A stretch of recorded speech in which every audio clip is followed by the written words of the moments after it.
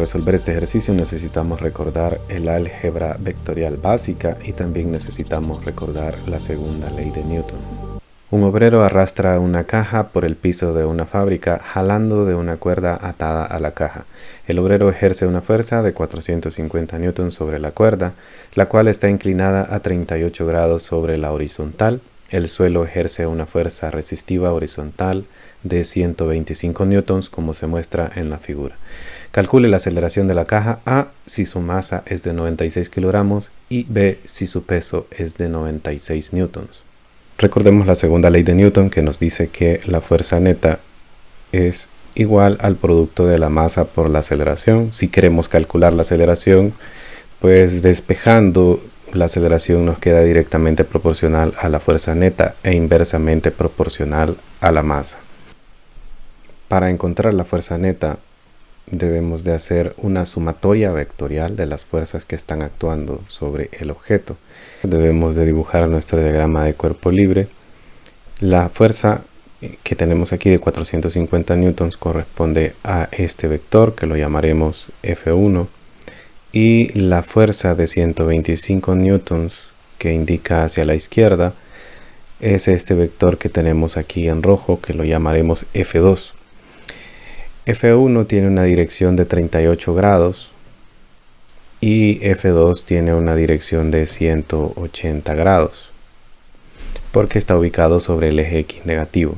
Para calcular la aceleración necesitamos determinar las componentes X y las componentes Y de ambos vectores, pero como la caja no se mueve a lo largo del eje Y, entonces la componente de aceleración en Y va a ser igual a 0 metros sobre segundo al cuadrado. Solo vamos a tener aceleración a lo largo del eje X. Entonces necesitamos determinar cuál es la aceleración en el eje X. Para ello necesitamos encontrar la sumatoria de las componentes X de ambos vectores.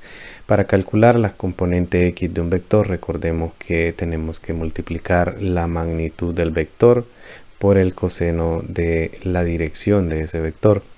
Entonces, para calcular la fuerza en X del vector 1, vamos a multiplicar la magnitud de este vector F1. La magnitud de F1 es 450 newtons y la magnitud de F2 es 125 newtons. Bien, para calcular la componente de F1 en X necesitamos multiplicar entonces la magnitud del vector, que son 450 newtons, por el coseno de la dirección de este vector, que son 38 grados. Y esto nos dará como resultado 354.60 newtons. Y la componente X del vector 2 será igual al producto de la magnitud del vector, que son 125 newtons, por el coseno de la dirección de este vector, que son 180 grados. Como el coseno de 180 grados es menos 1, aquí nos queda menos 125 newtons. Para determinar la fuerza neta a lo largo del eje X, sumamos las componentes X de estos vectores. Será 354.60 newtons más menos 125 newtons. Y esto da como resultado 229.6 newtons. Para encontrar la componente X de la aceleración, tenemos que dividir la fuerza neta en X entre la masa del objeto. La fuerza neta la acabamos de calcular, 229.6 newtons, y esto lo dividimos entre la masa, que para el inciso A es 96 kilogramos. Entonces aquí dividimos entre 96 kilogramos y esto dará como resultado 2.39 metros sobre segundo al cuadrado.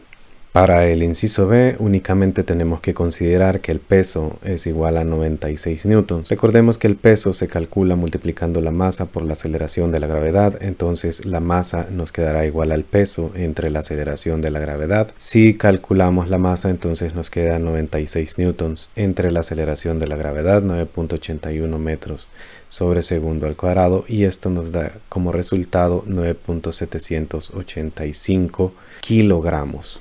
Con esta masa ahora vamos a calcular la aceleración en X será igual a la fuerza neta en X dividida entre esta nueva masa 2. Entonces aquí nos quedará la aceleración igual a 229.6 newtons entre 9.785 kilogramos. Y esto nos quedará igual a 23.46 metros sobre segundo al cuadrado.